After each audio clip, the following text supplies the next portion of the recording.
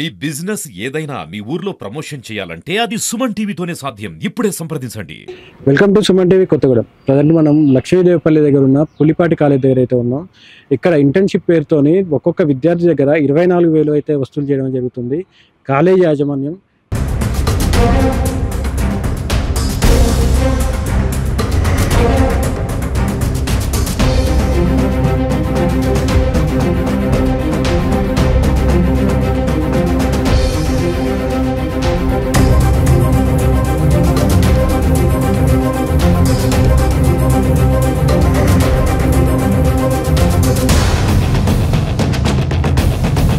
చూడొచ్చు, నా వెనక విజువల్లో కనబడుతుంది. ఇది ఒక బిల్డింగ్ లాగా ఉంది, కానీ ఇది దీనికి వారు కాలేజ్ అని చెప్పేసి కాలేజ్ పేరుతో వీరు ఇక్కడ నడిపించడం అయితే జరుగుతుంది. కనీసం ఎటువంటి బోర్డు, ల్యాబ్ సౌకర్యాలు కానీ, సేఫ్టీకి సంబంధించిన సౌకర్యాలు కానీ ఎటువంటివి లేవు. కనీసం ఇక్కడ ఉన్న లెక్చరర్స్ కానీ, ఇక్కడ ఉపాధ్యాయులు కానీ ఇక్కడ చూసుకోవచ్చు. అసలు ఎటువంటి క్వాలిఫికేషన్కి లేనటువంటి యాజమాన్యం అయితే ఇక్కడ పనిచేస్తున్నారు. దీంతో పాటు వీరికి ఇంటర్న్షిప్ పేరుతోని ఒక్కొక్క విద్యార్థి దగ్గర 24,000 రూపాయలు అయితే వారి దగ్గర వసూలు చేస్తున్నారు. ఆర్థికంగా వెనుకబడిన విద్యార్థులు, గిరిజన విద్యార్థులు, ఎక్కడి నుంచో దూరం నుంచి వచ్చిన విద్యార్థులు కూడా ఇక్కడ చదువుతున్నారు. వారికి 24,000 రూపాయలు కట్టుకోవడం చాలా ఇబ్బంది అవుతుందని చెప్పేసి ఎస్ఎఫ్ఐకి సంబంధించిన కృష్ణ గారు, వీరభద్రం గారు దృష్టికి రావడంతో ఎస్ఎఫ్ఐ సభ్యులైతే ఎవరైతే ఉన్నారో వారు కాలేజీ ముందుకు వచ్చి బయటాయించి ఇక్కడ ధర్నా చేయడం అయితే జరుగుతుంది. ప్రస్తుతం ఇప్పుడు వాళ్ళు మనతో పాటు ఉన్నారు, వారితో మాట్లాడదాం. వీరభద్రం ఎస్ఎఫ్ఐ జిల్లా కార్యదర్శి. కొత్తగూడెం పట్టణ కేంద్రంలో నిర్వహిస్తున్నటువంటి పులిపాటి విద్యా సంస్థలు పేద విద్యార్థుల దగ్గర నుంచి అక్రమంగా ఫీజులు వసూలు చేస్తూ ఉన్నారు. నర్సింగ్ విద్యార్థుల దగ్గర నుంచి ఇంటర్న్షిప్ పేరుతోటి ఒక్కో విద్యార్థి దగ్గర సుమారుగా 24,000 రూపాయల ఫీజు వసూలు చేస్తూ ఉన్నటువంటి పరిస్థితి ఉంది. ఒక పక్క ఇంటర్మీడియట్ కళాశాలలు, ఇంటర్మీడియట్ బోర్డు పరిధిలో నిర్వహించేటువంటి ఇంటర్మీడియట్ కళాశాల, అదేవిధంగా డిఎంఈ పరిధిలో నిర్వహించేటువంటి పారామెడికల్ కోర్సులు కావచ్చు, దాంతోపాటుగా కాలోజీ హెల్త్ యూనివర్సిటీ పేరుతో నిర్వహించేటువంటి నర్సింగ్ కోర్సులు కావచ్చు, ఈ కోర్సులన్నింటినీ ఒకే కళాశాలలో నిర్వహిస్తూ ఉన్నారు.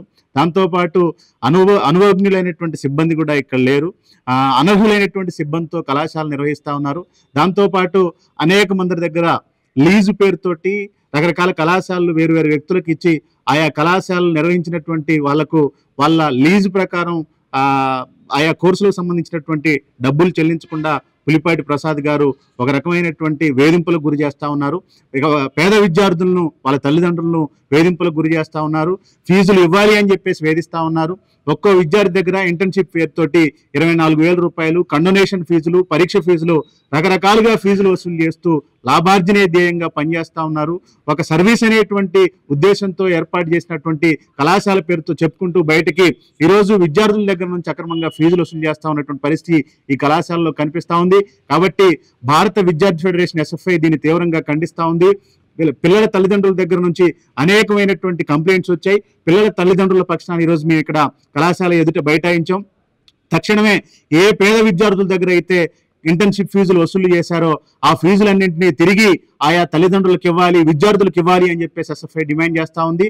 దాంతోపాటుగా ఈ కళాశాలను నిబంధనలకు విరుద్ధంగా నిర్వహిస్తా ఉన్నటువంటి కళాశాల పైన తక్షణమే అటు ఇంటర్మీడియట్ బోర్డు, డిఎంఈ, దాంతోపాటు కాలోజీ హెల్త్ యూనివర్సిటీ తక్షణమే ఈ కళాశాల పులిపాటి విద్యా సంస్థల పైన చర్యలు తీసుకోవాలని చెప్పేసి, ఒక పక్క బిల్డింగు అడ్రస్సు రకరకాల అడ్రస్లు ఉంటాయి. దాంతోపాటు నిబంధనలు అనేటువంటివి ఏవి ఉండవు. కాబట్టి కళాశాలకు తక్షణమే అటు intermediate board, paramedical board, DME, దాంతోపాటు కాలోజీ హెల్త్ యూనివర్సిటీ, ఈ యూనివర్సిటీలు, దాంతోపాటు ఈ బోర్డులు తక్షణమే ఈ కళాశాల విద్యా సంస్థల పైన చర్యలు తీసుకోవాలి అని చెప్పేసి ఎస్ఎఫ్ఐ డిమాండ్ చేస్తా ఉంది. అన్న ఇంటర్న్షిప్ పేరుతోనే 24,000 తీసుకుంటున్నారు ఒక్కొక్క విద్యార్థి దగ్గర 24,000.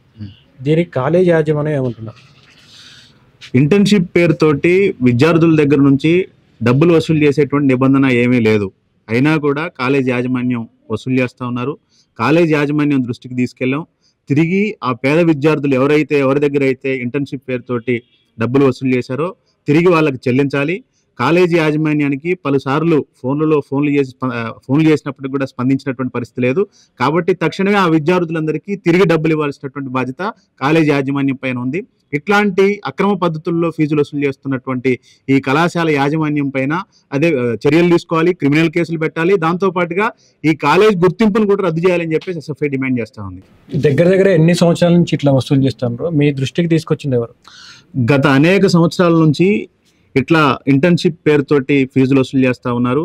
తల్లిదండ్రులు స్వయంగా ఎస్ఎఫ్ఐకి ఫోన్లు చేసి ఇట్లా ఫీజులు వసూలు చేస్తున్నారు అని చెప్పేసి చెప్పడం జరిగింది. తల్లిదండ్రుల పక్షానే ఈరోజు ఎస్ఎఫ్ఐ ఇక్కడ బైఠాయించడం జరిగింది కాలేజ్ ఎదుట. దాంతోపాటుగా కళాశాలలో, ఇంటర్మీడియట్ కళాశాలలో ఎంఎల్టీ కోర్సులు నిర్వహించే దానికోసం కనీసం అవసరమైనటువంటి ల్యాబ్ల ఫెసిలిటీ లేదు, అనుభవజ్ఞులైనటువంటి టీచింగ్ లేదు, అర్హత కలిగినటువంటి ఉపాధ్యాయులు ఇక్కడ లేరు. అయినప్పటికీ కూడా తప్పుడు పద్ధతుల్లో కేవలం ప్రభుత్వం ఇచ్చేటువంటి రియంబర్స్మెంట్ కోసమే, ఆ రియంబర్స్మెంట్ కోసమే ఈ కళాశాల నిర్వహిస్తూ ఉన్నారు. తరగతులు చెప్పేటువంటి పద్ధతి కావచ్చు, ఆ తరగతుల నిర్వహణ అనేటువంటిది కూడా సక్రమంగా లేనటువంటి పరిస్థితి ఉంది. కాబట్టి ఇట్లాంటి పరిస్థితుల మధ్య ఈ కళాశాలలో ఇట్లాంటి అనేకమైనటువంటి సమస్యలు ఉన్నాయి. ఈ సమస్యలను పరిష్కరించాలి అని చెప్పేసి కోరుతా ఉన్నాం. ఇక్కడికి వచ్చినప్పుడు ప్రిన్సిపల్ ఉన్నారా? ప్రిన్సిపల్ కలిసి ఏం మాట్లాడారు? ప్రిన్సిపల్ దృష్టికి తీసుకెళ్ళాం. ప్రిన్సిపల్ కరెస్పాండెంట్ దృష్టికి తీసుకెళ్తాను అని చెప్పి చెప్పారు. ఇక్కడ నుంచి ఎటువంటి స్పందన ఉంటుంది అనుకుంటున్నారు?